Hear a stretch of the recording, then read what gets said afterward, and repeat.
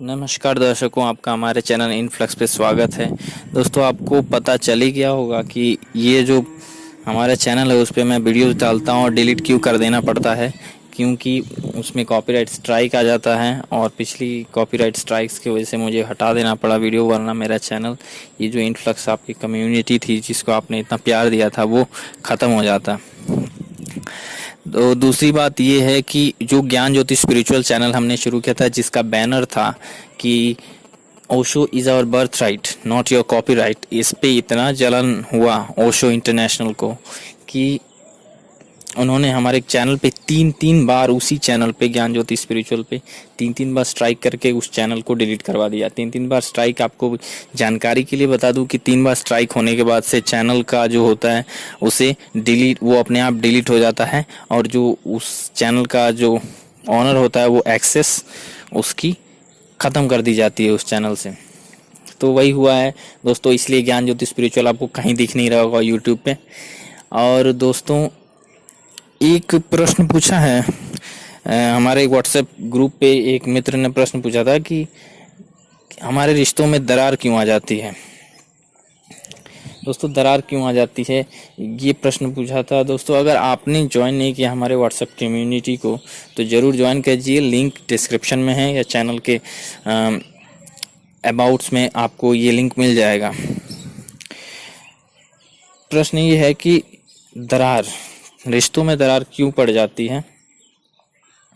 रिश्तों में दरार की बात करने से पहले हमें दरार शब्द को समझना होगा। जब हम कहते हैं रिश्तों में दरार पड़ जाती है, तो दरार दीवार में पड़ती है, और दीवार किससे बनता है?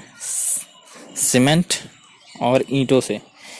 सीमेंट और ईंट, बस ईंट से नहीं बनती दीवार, और ना ही बस सीमेंट से बनती है। तो जिन्होंने ये प्रश्न पूछा उनको इस बात को समझना होगा कि उनके रिश्ते में अगर रिश्ता है तो उसमें कहीं ना कहीं कुछ चीज़ें सीमेंट है और कुछ चीज़ें ईंट हैं। ऐसा भी हो सकता है कि उनकी पत्नी हो, ईंट की तरह काम करती हो, उनके प्रेयसी जो हो, जिनसे प्यार है उनको, वो ईंट की तरह व्यवहार करते हों, और वो जो हो वो सीमेंट की तरह व्यवहार करते हैं। दोस्तों, जब तक खालीपन नहीं होगा ईंट में, कुछ खालीपन, कुछ बचा नहीं होगा, उसे पूरा करने के लिए, उसको भरने के लिए सीमेंट चाहिए, तभी दीवार बनती है। एक के ऊपर एक खालीपन जो होता है उसके बीच में सीमेंट आती है और एक दूसरे से जुड़े रहते हैं सीमेंट, और इस तरह से पूरी दीवार खड़ी हो जाती है। उसी तरह हमारे रिश्ते भी हैं दोस्तों। हमारे रिश्तों में कुछ खालीपन होना चाहिए, कुछ ऐसा होना चाहिए, अगर रिश्तों को मजबूत रखना है, कुछ ऐसा होना चाहिए जो उसके पास हो, आपके पास ना हो, और आप उसके पास जाएं उसे लेने के लिए। कुछ उसके पास हो जो आपके पास ना हो, कुछ उसके पास ना हो और आपके पास हो, तभी रिश्ते मजबूत बनते हैं। और ये जो नहीं होने की बात कह रहा हूँ कि कुछ खालीपन होना चाहिए, वो जो खालीपन है वो होता क्या है एक्चुअली में, वास्तविकता में वो जो खालीपन है आपके रिश्तों में के बीच में, वो खालीपन आता कहाँ से है? तो वो खालीपन उस चीज़ के नाम है जिसकी वजह से आप किसी से प्यार कर बैठते हैं। वो खालीपन आता है सहारे की वजह से। आपको किसी का सहारा चाहिए, आपको जीवन में किसी की मदद चाहिए जीवन को ठीक से चला पाने के लिए। कभी बैठे हैं आप, उदास हैं, कोई हो जो जिसके सर पे कंधा रख कर, कंधे पर सर रख के आप अपना दुख साझा कर सकें। तो ये जो कमी है किसी साथी की, उसकी वैल्यू तभी होती है जब हमारे पास कुछ खालीपन होता है, उसके पास खालीपन होता है, और हम जानते हैं कि हम दोनों एक दूसरे के बिना नहीं रह सकते।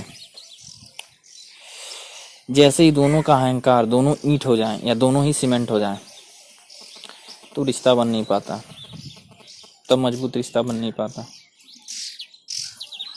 तो इसीलिए ज़रूरी है कि आप दोनों एक दूसरे के लिए क्या कर पाते हैं, क्या उनके बीच खाली है, क्या चाहता है, उसको जानने का प्रयास करेंगे। क्या मेरे प्रिय में, मेरे प्रेमी में क्या उसे मुझे चाहिए, उससे मुझे क्या आशाएं हैं, उसको पूरा करने की कोशिश करें और अपनी बातों को भी शेयर करें उनसे कि उनको क्या चाहिए, पूछें उनसे।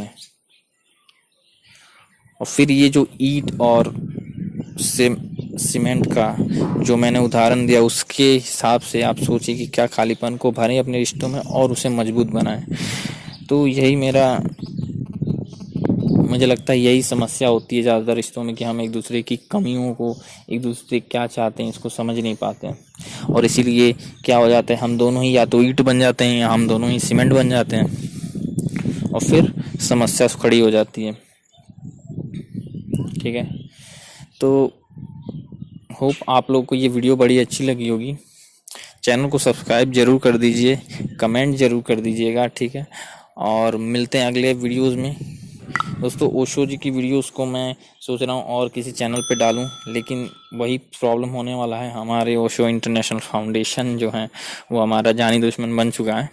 वैसे वो हज़ारों चैनल्स को ऐसे ही बैन करा चुका है और अभी भी लोगों को परेशान किया जा रहा है। तो इसका कुछ हम सोच रहे हैं और इसके ऊपर आगे कदम उठाए तो ज़रूर जाएंगे। ऐसे हम चुप रहने वाले नहीं हैं, लेकिन अभी के लिए तो हमें इसी माध्यम का इस्तेमाल करना होगा। यूट्यूब पे ही हम इस चैनल के माध्यम से आपसे जुड़े रहेंगे और आने वाले अपडेट्स आपको देते रहेंगे, हम क्या करने वाले हैं, क्या हो रहा है।